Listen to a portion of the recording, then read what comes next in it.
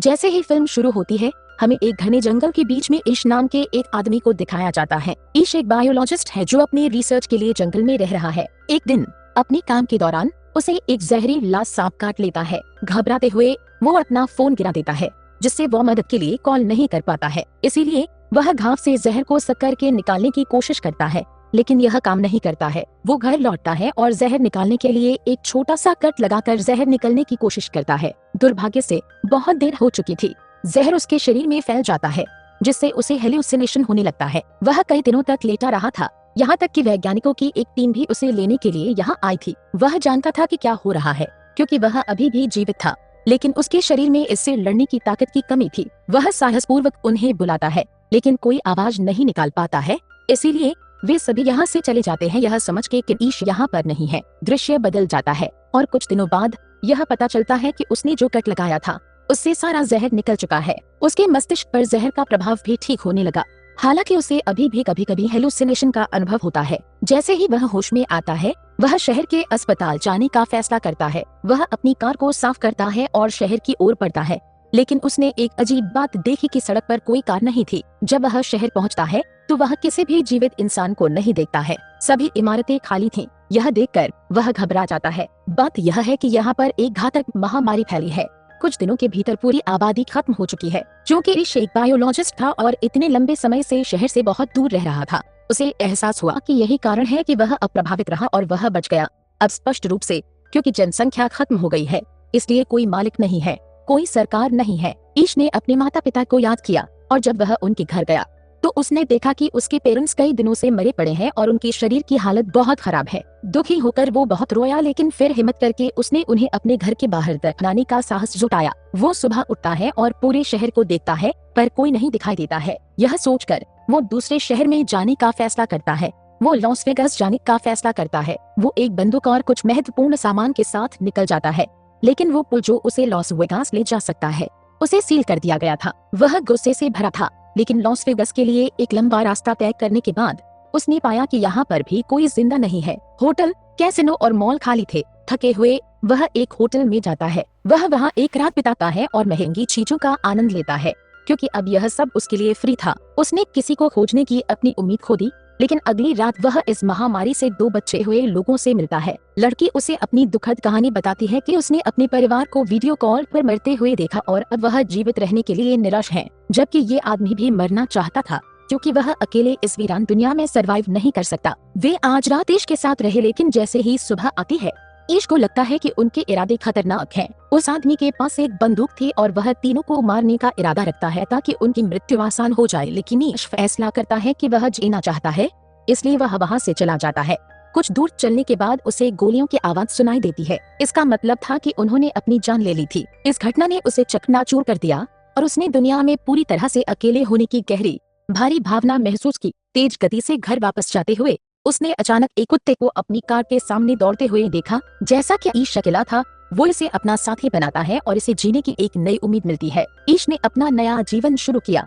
वह सर्वाइवल की किताबें पढ़ना शुरू करता है और भोजन की कोई कमी थी ही नहीं। कमाई करने की कोई जरूरत नहीं थी। वो किसी भी सर्वाइवर को खोजने की उम्मीद में कार से शहर में घूमता है, लेकिन वह रोज निराश होकर लौटा है। एक दिन वह चाय पीते हुए अपने कुत्ते के साथ खिड़की के पास खड़ा था। उसका कुत्ता अचानक भौंकने लगता है। इसका मतलब है कि उसे किसी की प्रेजेंस महसूस हुई। दूर एक घर में धुआं था, जिसका साफ रूप से मतलब था कि कोई हो सकता है। वह जल्दी से अपनी कार में बैठता है और उस घर की ओर जाता है जहाँ से धुआं उठ रहा है। सौभाग्य से एक लड़की थी जो ईश को देखकर डर जाती थी। ईश उसे विश्वास दिलाता है कि वह उसे नुकसान नहीं पहुंचाएगा। वह भी एक अकेला व्यक्ति है और एक सर्वाइवर की तलाश में है। यह सुनकर लड़की उसे अपने घर के अंदर आने की परमिशन देती है। लड़की का नाम एमा था और उनकी बातचीत के माध्यम से हमें पता चला कि महामारी शुरू हुए 1 साल हो गया है। एमा और ईश ने इस पूरे साल में उनके अलावा किसी अन्य सर्वाइवर को नहीं देखा। ये दोनों खुश थे कि उन्हें एक दूसरे का साथ मिल गया।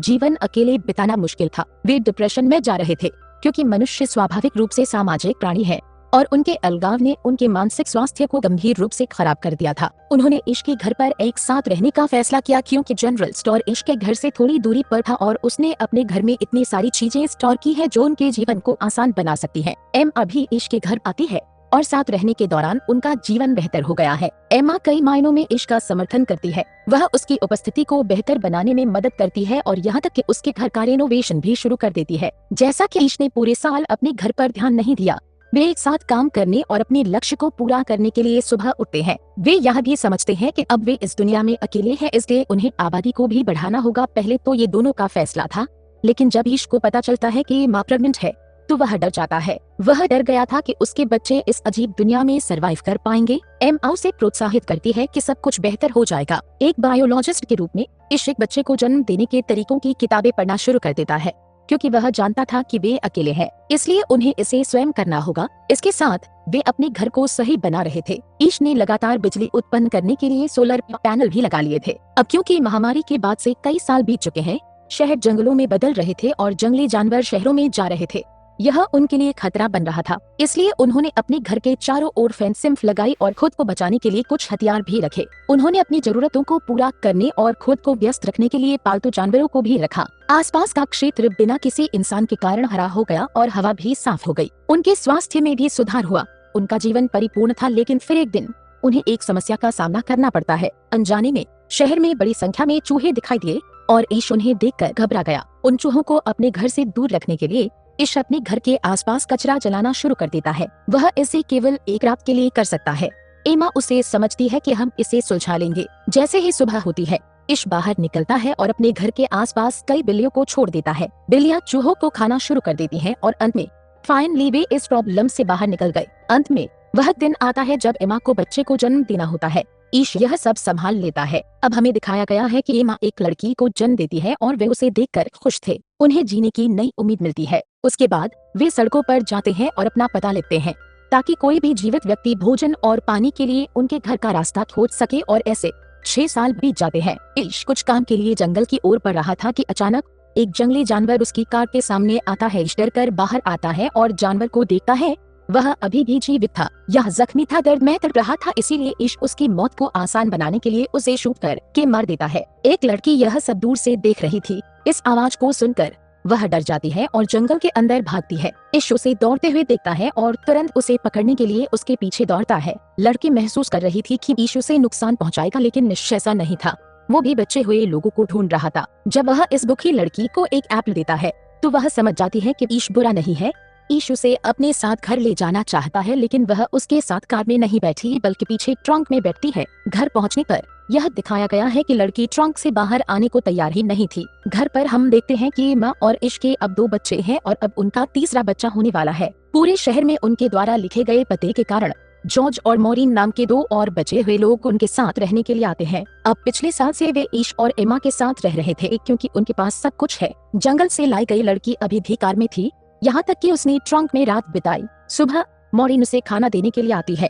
वह डर जाती है और खाना फेंक देती है। मॉरिन उसे शांत करती है और अपनी कहानी बताती है कि वह और जॉर्ज महीनों से इस अकेली दुनिया में घूम रहे थे। फिर उन्हें ईश और एमा का पता मिला और उनके साथ रहने लगे। वह उसे बताती है कि वे बहुत अच्छे हैं और किसी भी चीज की कमी नहीं है। उसे यह सुनकर यह लड़की आराम करती है और उनके साथ घुल मिल जाती है। अजीब बात यह थी कि लड़की ज्यादा बात नहीं करती थी और अभी तक उसने अपना नाम नहीं बताया था। एक दिन मॉरिन उसका सामान देखती है और उसे अजीबोगरीब ड्राइंग दिखती है और साथ ही में उसे एक लेटर में उस लड़की का नाम भी पता चलता है, जो कि ये भी होता है। इस पत्र में लिखा था कि इस महामारी के दौरान उसके पिता ने उसके साथ गलत किया, जिसके कारण वह अपने सामने आने वाले हर व्यक्ति से डरती थी। यह पत्र उसकी माँ ने उस व्यक्ति के लिए लिखा था जो उसके रहने के दौरान एवे की देखभाल करेगा, क्योंकि उसकी माँ मरने वाली थी।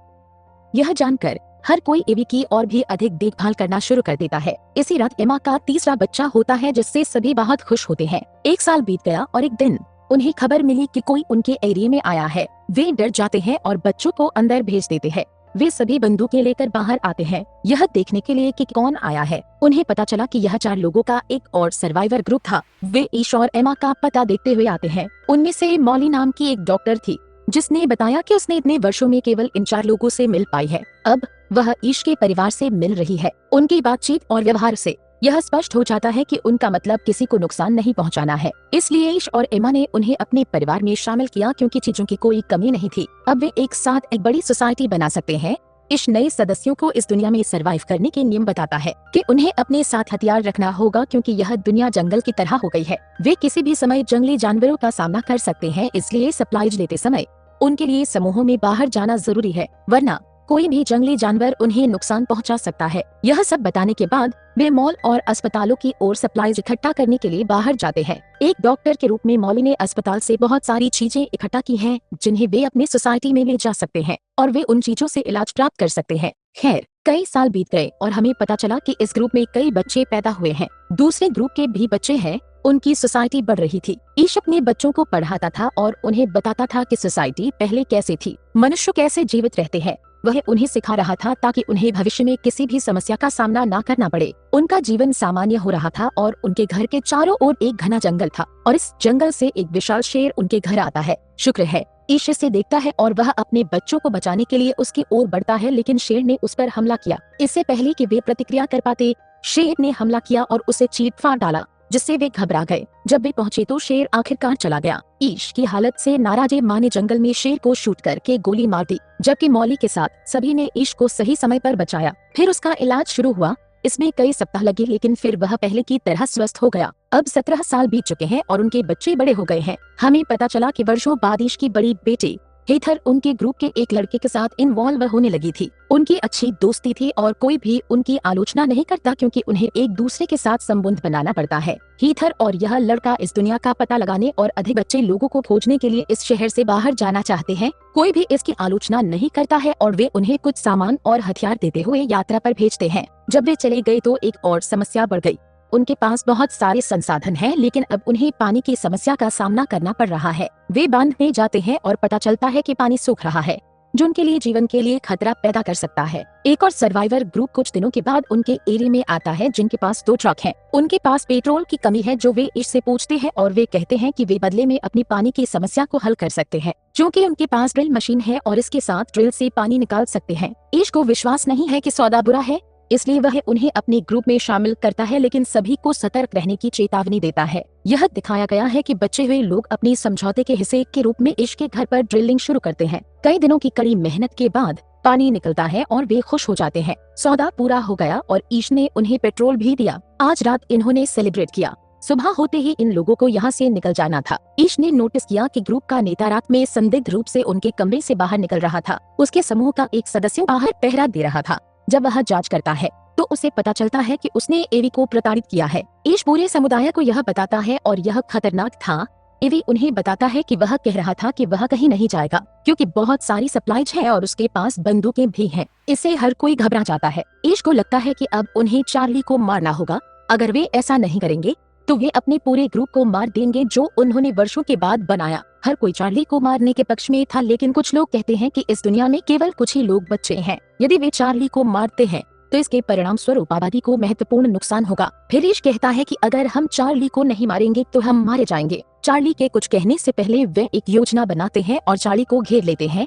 ईश उसे कुल्हाड़ी से मार देता है। फिर उसने उसे दफन कर दिया। उसने जो कुछ भी किया था उसके बाद उसे बहुत बुरा फेल हो रहा था। उसने पहली बार किसी की हत्या की थी, वो भी सर्वाइवल के लिए। वह जानता था कि यह गलत नहीं है, क्योंकि उसको अपने ग्रुप को बचाने के लिए यह सब किया है, लेकिन तब भी वह दुखी था। सुबह वे अपने ग्रुप को बताते हैं कि उन्होंने अपने ग्रुप के नेता चार्ली को मार डाला, क्योंकि उसने एक लड़की को टॉर्चर किया था। उसने अपने समूह की लड़कियों को भी प्रताड़ित किया, इसलिए वे सभी उसकी मृत्यु से खुश थे, सिवाय उसके दोस्त के जो उन पर घिंदा करता था। ईश चार्ली के समूह से कहता है कि आप सभी यहाँ रह सकते हैं, क्योंकि उनके पास सब कुछ है, लेकिन वह लड़का नहीं, क्योंकि वह चार्ली की तरह लगता है।